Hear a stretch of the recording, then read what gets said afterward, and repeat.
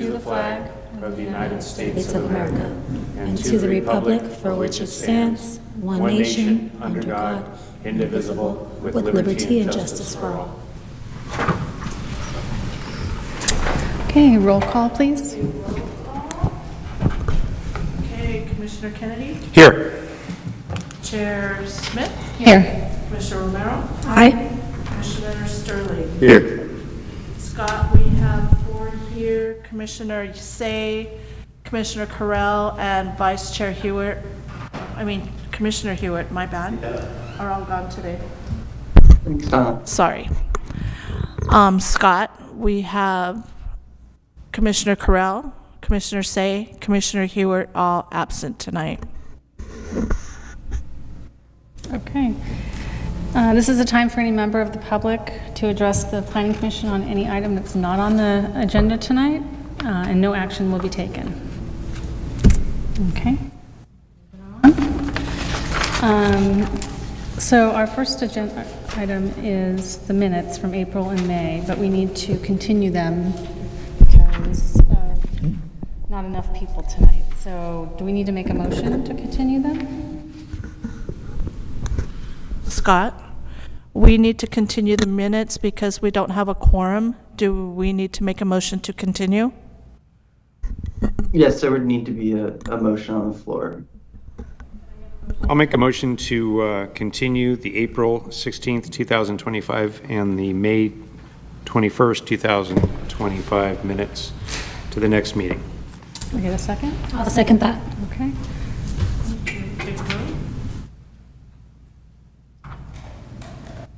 We have all ayes, Scott. Thanks. Resolution, the Planning Commission of the City of Avalon approving a sign variance for the construction to construct an oversized wall sign for Michoacana? Premium, located at 205 Crescent Avenue. So can I have a motion to approve the resolution? I'll make such a motion and to officially record the minutes of the meeting.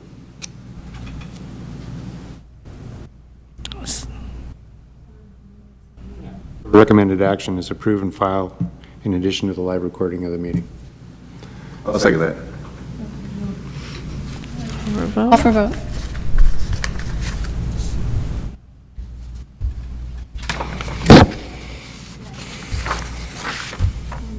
Come on. It's still loading. Okay, there you go. You should be able to vote now. All ayes, Scott?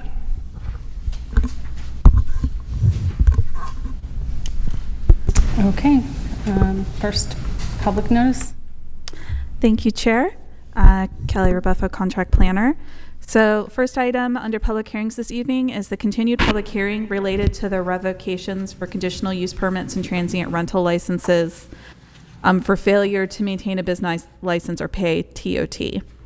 So at the previous meeting on June 18th, the Planning Commission had moved to continue the public hearing for the property at 18 Canyon Terrace Road with the direction to staff to do some additional archival research on the property to confirm whether they had in fact been granted a conditional use permit in the past or not for short-term rental.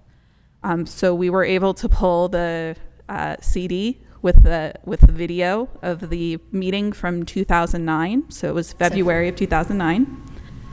And in fact, at that meeting, the Planning Commission did vote 6-1 to deny the CUP for that property at that time. So with that additional information, the means that project or property was included in error as part of this revocation proceeding.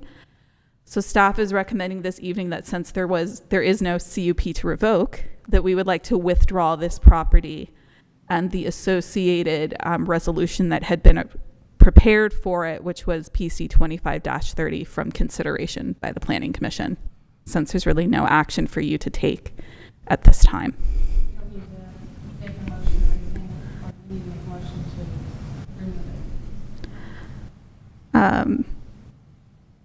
Scott, would you like us to make a motion to formally withdraw 18 Canyon Terrace Road from consideration?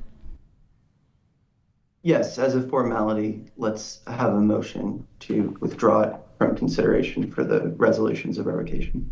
Yeah, so if you could make, if at the pleasure of the Planning Commission, we would recommend you make a motion to withdraw 18 Canyon Terrace Road and the associated PC 25-30 from consideration. One question for staff, if I may. Yes. Is there any possibility that this property had a conditional use permit prior to 2009? We had no evidence in the record that one existed. It's that there was any active conditional or short-term rental. The reason it was included in the proceedings to begin with is that there was no record of a business license or TOT payments. Prior to 2009? Yeah, in the records that the city has. Okay. So obviously the property owner, if in the future they want to short-term rent, they can apply for a transient rental license. Do you think it was just a clerical error that it got kind of added to? It was, and in part back at that time, the city was doing both minutes for meetings as well as action minutes. And the action minutes didn't record a specific action that was taken on this project. It just said it was heard. So at abundance of caution, we included it based on the fact that there was no history of licensing or payments. But once we were able to pull the archival CD out, it was clear that the Planning Commission at that time did deny the request. And I will say the property owner, as soon as we found out that information, Erin Eubank was informed of the findings, and we made the records available to her as she wanted to review them. And she's not here to say otherwise, so she's obviously satisfied that the facts are the facts. I think she lives in the house, so. Yeah. Yeah. And to be fair, it was the property owner that did bring to our attention that she wasn't sure that it had a valid CUP anyway. So we confirmed what she already knew. What she suspected? Yes. Okay. So can I get a motion to move the resolution PC 2330? I'll make a motion. Sorry. Go ahead. I'll make a motion to withdraw from consideration resolution PC 2530. I'll second that. Call for a vote?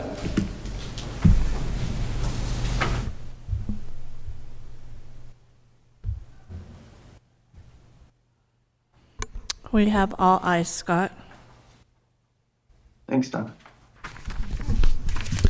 So the second public hearing this evening is consideration of a variance in site plan to allow construction of a second floor balcony within the front setback area for an existing two-family residence at 358 Clarissa Avenue. This property is located in the multi-residential high-density area within the designated area of the flats that has, special setbacks. Sort of like similar to projects you've heard recently on Sumner and Clarissa, this applicant is requesting a reduction in the front setback area to 0 feet to accommodate the construction of a new second floor balcony. This request is essentially a part one of a two-part request. The applicant's ultimate goal for the balcony is to have it encroach into the public right-of-way behind the sidewalk for a total of 22 inches in the public right-of-way. But in order for that request to be considered by the City Council, they first would need to receive approval of a variance to encroach into the setback area on private property. The applicant has provided plans, which are in the staff report, as well as additional materials and photographs that were left at the dais for you prior to the hearing this evening. In addition to the balcony encroaching into the front setback area, they are proposing the patio beneath it to also be in the front setback area, but no variance is required for that request because the municipal code does allow patios at grade to encroach into required setback areas without a variance. So the only thing that needs a variance this evening would be the setback for the balcony. So plans have been included as included as well as photographs of the property and attachment 2. So the property does have an active building permit right now for remodeling of the interior and exterior of the building. And In attachment 2, and in the materials provided by the applicant, they have shown kind of a framed out floor of the balcony, which actually reflects what it is they are hoping to acquire approval for. So you can see where it would extend to. There are no other changes proposed to the square footage or the floor plan of the building. So as a result, there is nothing in this action that requires consideration for a water allocation, since water allocations for residential properties are based on floor plans and specifically bedroom count.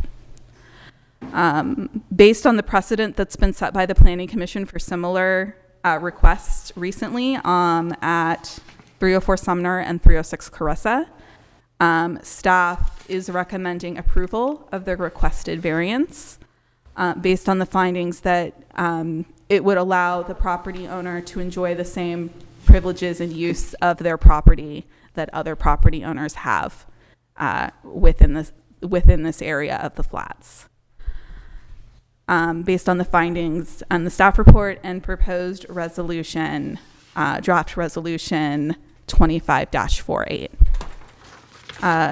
The applicant is here to provide a presentation and answer any questions. And then also Bob Greenlaw from Public Works is here if you have any questions for him related to the potential encroachment permit that will be a request that comes after this one. As part of reviewing the planning application, we did coordinate with Public Works to see if they were even open to the idea of the encroachment, because we would not want a property owner to come to you if it were something that the city didn't feel like it could support. And so my understanding is Public Works and Planning are comfortable with the idea of should the Planning Commission grant a variance tonight with them moving forward to council for their consideration.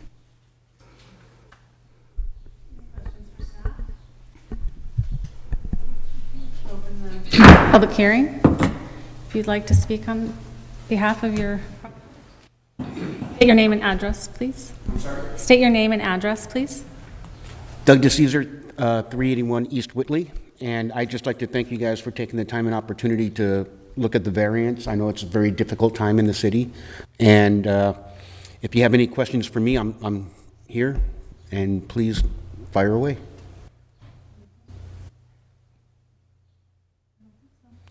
I hope I came up at the right time this time. Yes, we did. Thank you.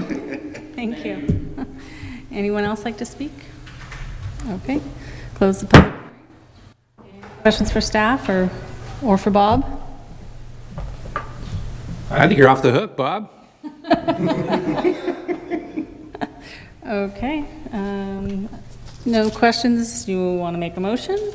I'll make a motion to approve the variance, allow them to use their property like others have been granted, and to approve resolution PC 25-48.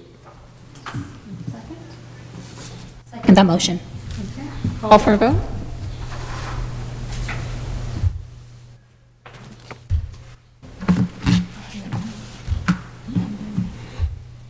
Okay. We have all ayes. Scott? Thanks, Tom. Other planning business? Anybody have anything they'd like to? Yes. So I just have a quick upcoming agenda announcement, and then Jocelyn Francis, Assistant City Attorney, has a brief presentation for you regarding the status of the landfill. So my brief announcement in terms of upcoming meetings. I'm currently planning for the August Planning Commission meeting that I'll be bringing forward some ordinance updates to Title IX related to implementation of the city's housing element implementation program. So these are going to be items that are going to bring our code in compliance with existing state law related to housing related items. So it will hopefully not be a long agenda item, but I think it's a much needed thing that's been on our list of things to do to make sure that we're providing as many housing opportunities to property owners in the community as possible. Okay. So look forward to that. Otherwise, I'm going to hand it over to Jocelyn. Good evening, Chair and Planning Commissioners. I have a presentation on the Pebbly Beach landfill. The site is owned by the City of Avalon, although it's in an unincorporated area of Los Angeles County, so it won't be coming to you for any approvals, but I just wanted you to be aware of the project as we start getting the word out there and doing some public outreach on this project.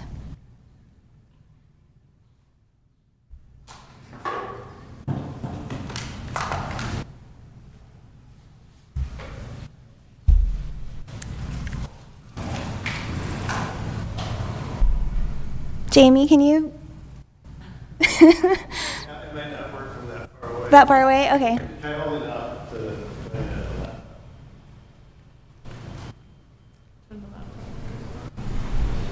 Oh, yeah, I can actually. Okay, let's do this.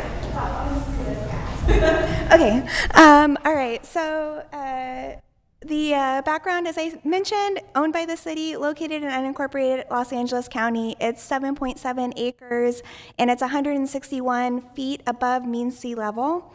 We have a franchise agreement with CR&R to not only haul waste on the in Avalon, but also operate the landfill.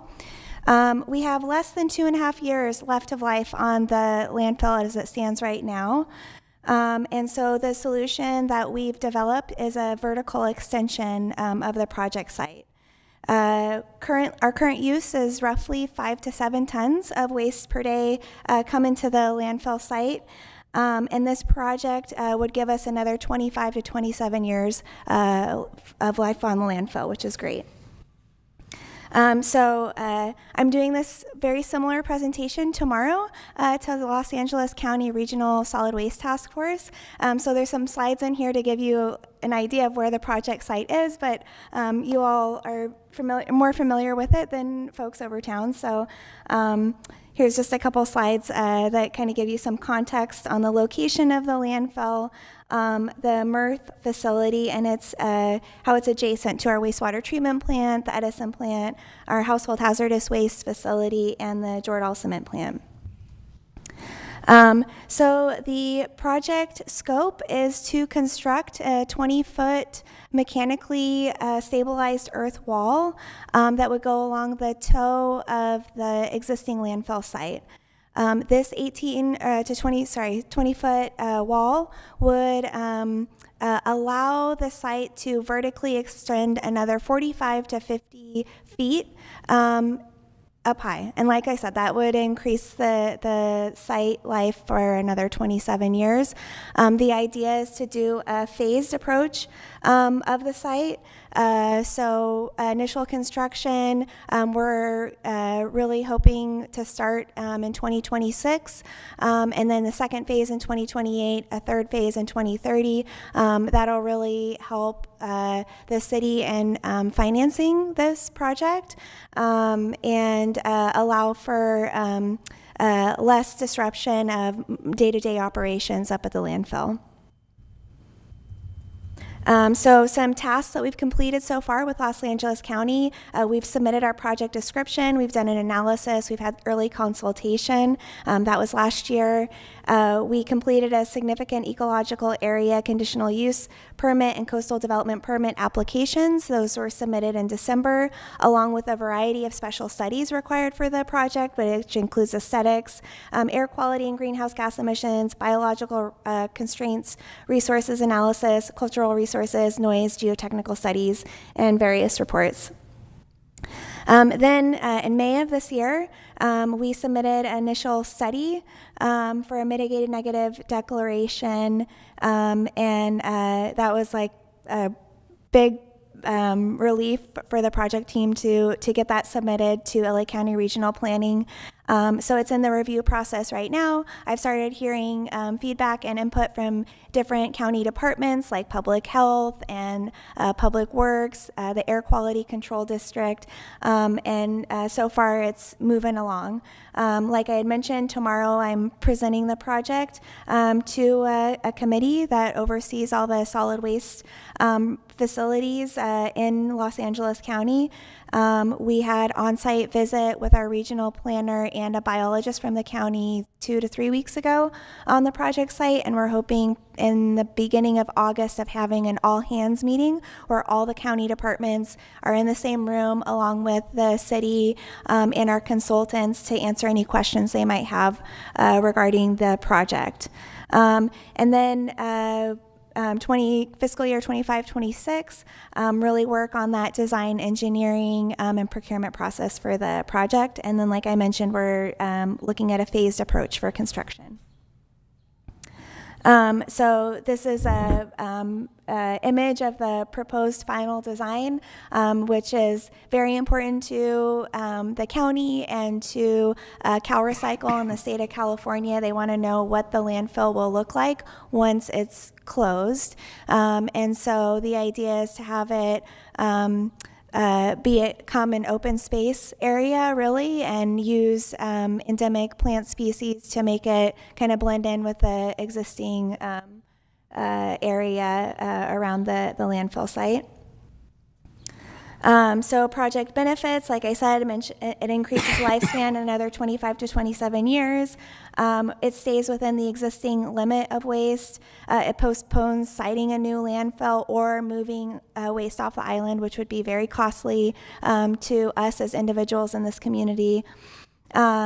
The project can be completed in 3 phases to limit its impacts on the landfill. And there's a potential to use quarry material from the island as backfill for that MSC wall, which is pretty exciting. The total project costs, we're working on getting those estimates together. We had some, but a lot has changed in the last 2 years. So I'm not super confident in how accurate those numbers are, but I imagine in total this project's going to be around $3 to $4 million. Yeah, so these are some frequently asked questions that I've gotten with people who are not super familiar, who have never been to the landfill before. So, just kind of letting folks know it is in a more isolated spot. It's in an industrial area. It's 161 feet above the mean sea level area. And and then we have a web page that has all this information on there to keep our community members up to date on the project.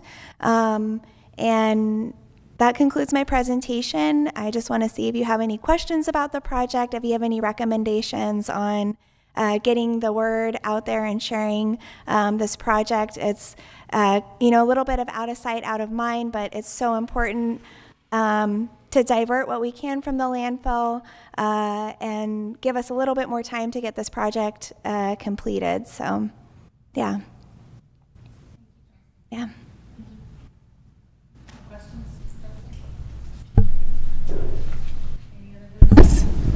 No other staff announcements this evening. Good night, Tony. Tony, I always forget that.